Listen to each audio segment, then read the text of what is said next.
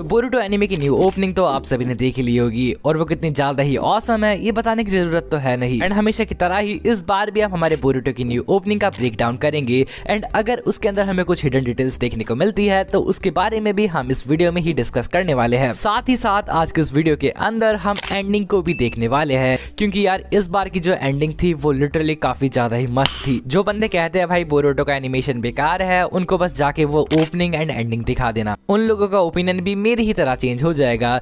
वैसे इसमें सच कहूं तो यार बोरुटो वालों की कोई गलती है नहीं, बिकॉज फिलर एपिसोड चल रहे थे, उसमें स्टोरी कुछ ज्यादा खास थी नहीं। एंड अगर वो उसके अंदर एनिमेशन में अपना बजट बिना मतलब में बढ़ा देते तो उनको ज्यादा लॉस होता।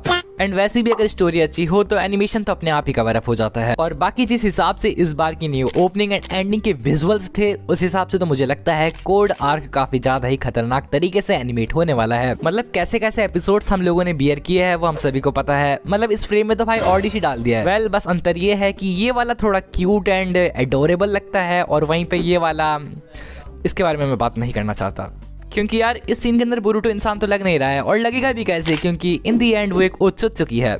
आई नो काफी ज्यादा ही अजीब जोक था ये, बट कमेंट करके बताना कैसा लगा। सो ये तो थी कुछ अपडेट्स जो कि मैं आपको बताना चाहता था। तो बिना टाइम बर्बाद किए जल्दी से हमारी ओपनिंग एंड एंडिंग को भी देख लेते हैं। तो जो ओपनिंग सॉन्ग था भाई लिटरली वो सॉन्ग काफी ज्यादा ही मुझे पसंद आया। लाइक सिंगर ने काफी अच्छा काम किया है। एंड जो सॉन्ग की थीम थी वो थी थोड़ी सैडनेस एंड सॉरनेस वाली, ये झूले वाली नहीं बट एक मोटिवेशन वाली। एंड मुझे नहीं पता इफ इट्स ट्रू और नॉट, बट जहां तक मुझे वाइब्स आ रही है उस तरीके से मुझे लगता है कि जो ये सॉन्ग है ये हमारे बोरुटो की लाइफ को ही डिपिक्ट कर रहा है। मतलब इस सॉन्ग्स की वाइब एकदम हमारे बोरुटो की लाइफ से मैच खा रही है। अगर आप इस सॉन्ग को सुनते सुनते हमारे बोरुटो की लाइफ को इमेजिन करोगे तो आप समझ जाओगे कि मैं क्या कहना चाह रहा हूँ। बोरुटो एक लड़का है जिसके पास अभी उसकी एकदम अच्छी फैमिली है, अच्छा विलेज है और मोस्ट इंपॉर्टेंटली ऐसे लोग हैं जो कि उसे पसंद करते हैं, जो कि उसकी केयर करते हैं। एंड हमारे बोरुटो को पता है कि एक दिन वो इन सभी लोगों को खो देगा या फिर कहूँ तो उसे खोना पड़ेगा।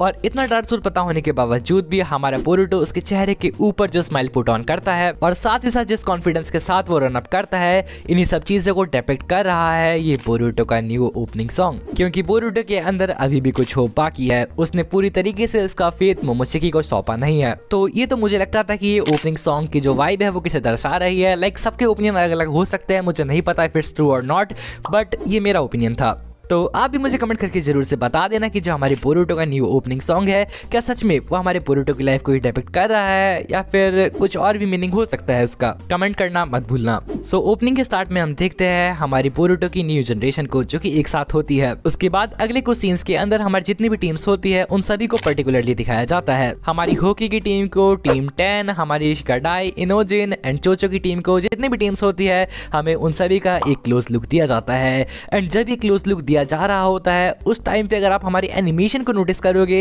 तो आप समझ जाओगे मैं किस एनिमेशन की बात कर रहा था। एनीवेज कैनिन टीम्स के क्लोज लुक देने के बाद हमें दिखाया जाता है हमारे निंजा एकेडमी के स्टूडेंट्स को, जहां पर काय भी प्रेजेंट थी। बट काय यहाँ पर क्या कर रही है? लाइक इसे तो इसके गांव वापस भेज दिया था ना, प्लॉट होल।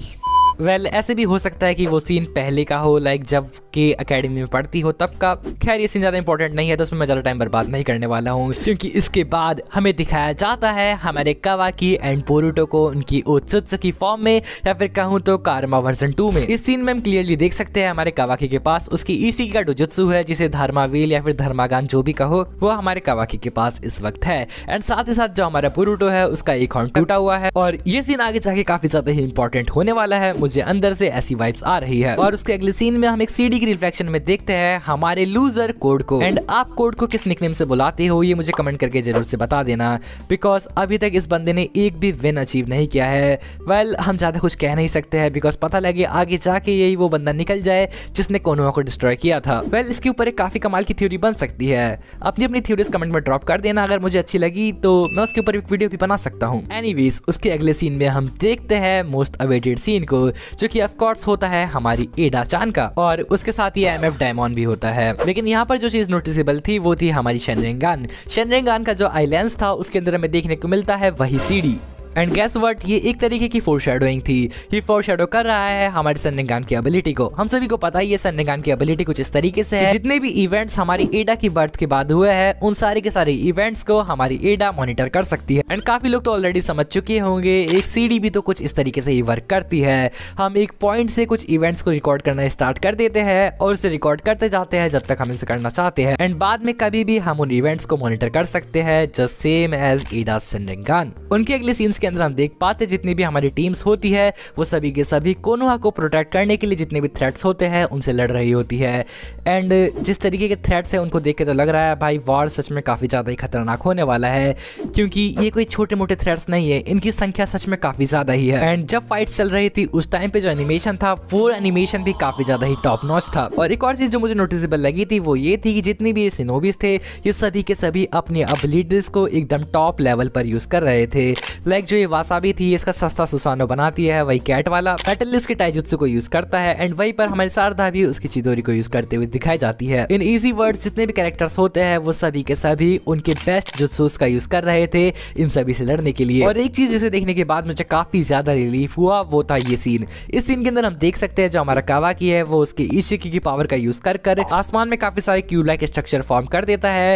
एंड देन उनकी हेल्प से ऑफ कोर्स वो हमारे कोनोहा को प्रोटेक्ट ही कर रहा था। एंड इस सीन से मुझे रिलीफ इसलिए मिला क्योंकि लाइक मुझे लग रहा था कि जो कावाकी है वो इशिकी पावर्स मिलने के बाद उनका गलत इस्तेमाल करने लग जाएगा, बट ओपनिंग तक तो अभी तक कुछ ऐसा हुआ नहीं है एंड सब कुछ सही ही चल रहा है। देन उसके बाद हमें दिखाई जाती है ओत्सुत्सुकी डायमेंशन, और उस ओत्सुत्सुकी डायमेंशन के अंदर अभी तक हमें जितने भी ओत्सुत्सुकी इंट्रोड्यूस करवाए गए थे वो सब कागुया, उराशिकी, मोमोशिकी, किन्सेकी एंड हमारा इशिकी, और उसके साथ साथ उनके नीचे होते हैं हमारे code, Ada and diamond. Well next scene के अंदर हम देखते हैं हमारे जितने भी शिनोबीज होते हैं, फिर कहूँ तो नेक्स्ट जनरेशन के गैनिन्स होते हैं, वो सारे के सारे उसी डायमेंशन में होते हैं and of course fighting mode में होते हैं। एंड अब इस सीन के पीछे का क्या राज है ये मुझे नहीं पता, बट जहां तक मुझे लगता है ये सीन इन लोगों ने बस ऐसे ही डाल दिया है, या फिर ऐसा भी हो सकता है कि फ्यूचर में ये सभी के सभी कैरेक्टर्स के ऊपर फोकस करे एंड इन कैरेक्टर्स का भी यूज किया जाए, लाइक एक्चुअल में यूज किया जाए। क्योंकि अभी तक हमारा रॉक ली बस सो रहा है विथ 10-10। अब कमेंट करके बता दो अपनी अपनी कॉन्स्पिरेसी थ्योरीज, ये किसकी औलाद है?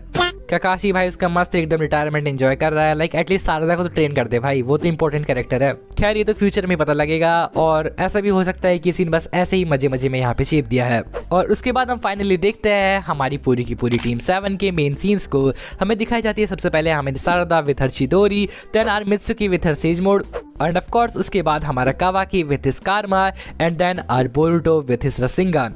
और इस बंदे के लिए दिल से बुरा लग रहा है भाई, पिछली वाली ओपनिंग में इसका एटलीस्ट एक सीन तो था ही, भले कैसा भी हो बट एक सीन तो था, बट इस वाली ओपनिंग में तो बेचारे का सीन भी हटा दिया। अब क्या ही बोले भाई, कोनोहा चलता है यार इतना। खैर जो भी हो, ओपनिंग यहीं पे हमारी खत्म हो जाती है एंड यही सब दिखाया जाता है हमें हमारी ओपनिंग में। ओवरऑल हमारी ओपनिंग काफी ज्यादा ही तगड़ी थी एंड ये वाली ओपनिंग हमें बता रही थी कि हमारा बोरुटो अकेला बंदा नहीं है जो कि फाइट करने वाला है, उसके साथ उसके फ्रेंड्स है एंड उसके साथ उसका विलेज है जो कि उसके साथ फाइट करने वाला है। सो या ये तो थी हमारी ओपनिंग एंड हम देख लेते हैं हमारी एंडिंग को भी। एंडिंग सॉन्ग के स्टार्ट में क्या होता है इसके बारे में मैं थोड़ा आगे बात कर लूंगा, बट एंडिंग सॉन्ग के लास्ट में हमें दिखाई जाती है बोरुटो की जोगान डोजुत्सु।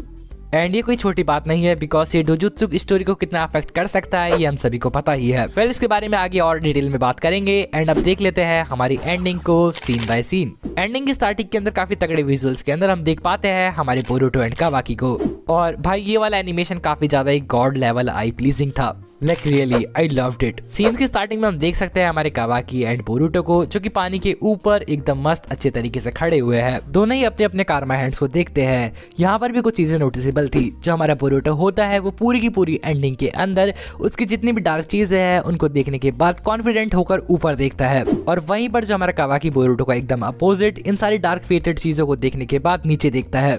और ये फोरशैडोइंग हमें एंडिंग के अंदर काफी बार देखने को मिल जाती है, जिसपे ऑफ कोर्स मैं ज़्यादा टाइम वेस्ट नहीं करूंगा एंड कभी हो सके तो एक सेपरेट वीडियो भी बना दूंगा। एनीवेज नेक्स्ट सीन के अंदर हम देखते हैं हमारे बोरुटो को जो कि दिन में हमारे नारुतो के होकागे फेस को देख रहा होता है, एंड वहीं पर जो हमारा कावाकी होता है वो रात में हमारे होकागे स्टैचू को देख रहा होता है, जो कि अगेन ये डिपिक्ट करता है कि हमारे बोरुटो एंड कावाकी एक दूसरे से कितना अलग है। उसके बाद हम अगले सीन में देखते हैं जो हमारा बोरुटो होता है वो ऊपर देख रहा होता है सास्के की ओर, और वहीं पर जो हमारा कावाकी होता है वो नीचे देख रहा होता है नारुतो की ओर। एंड ये सीन क्या डिपिक्ट कर रहा है ये भी मुझे बताने की जरूरत तो है नहीं, हमारा बोरुटो जो है वो सास्के को उसका आइडियल मानता है एंड वहीं पर कावाकी नारुतो को। इसके बाद पूरी की पूरी एंडिंग का सबसे मेन सीन जो हमारा कावाकी होता है, बोरुटो होते हैं, वो आपस में अपने अपने कारमा हैंड्स की वजह से काफी ज्यादा ही दुखी दिखाए जाते हैं। एंड उसी फ्रस्ट्रेशन के चलते हमारा कावाकी पंच करता है बोरुटो की ओर, बट असल में वो बोरुटो को नहीं बल्कि उसके आसपास की जो डार्कनेस होती है उसे पंच करके तोड़ देता है, जो कि ऑफ कोर्स ये सिंबलाइज कर रहे हैं कि हमारा कावाकी फ्रस्ट्रेशन को बियर नहीं कर पाएगा। एंड वहीं पर जो हमारा बोरुटो है वो कावाकी को एक मौका देगा इस फ्रस्ट्रेशन को खत्म करने की। एंड आगे जाकर चैप्टर 66 के अंदर क्या हुआ था ये बताने की जरूरत तो है नहीं, बोरुटो का भी डोनट बन गया था। एंड अब एक मांगा स्पॉइलर आने वाला है, इसलिए रेडी रहना। चैप्टर 66 के अंदर हमारा कावाकी पूरा फ्रस्ट्रेटेड हो जाता है एंड देन वो फाइनली हमारे चैप्टर 66 के अंदर बोरुटो को मोमोसेकी के कर्ज से फ्री करने के लिए एंड खुद को भी नारुतो की सेफ्टी इंश्योर करने के लिए बोरुटो को आर पार छेद देता है। और आगे जाके जाने अनजाने में ही हमारा बोरुटो सरवाइव कर जाता है और मोमोसेकी का खतरा भी टल जाता है, और ये सब होता है जाने अनजाने में, जो कि ऑफ कोर्स इसी सीन को रिजेंबल करता है। इसके बाद अगले सीन में हम देखते हैं हमारे बोरुटो एंड कावाकी को जो कि अपने अपने फिस्ट को टच करते हैं और अपना ब्रदरहुड शो करते हैं। इसके अंदर एक सीन ये भी आया था जब हमारा बोरुटो है वो रिफ्लेक्ट कर रहा होता है मोमोसेकी को और वहीं पर कावाकी रिफ्लेक्ट कर रहा होता है इशिकी को।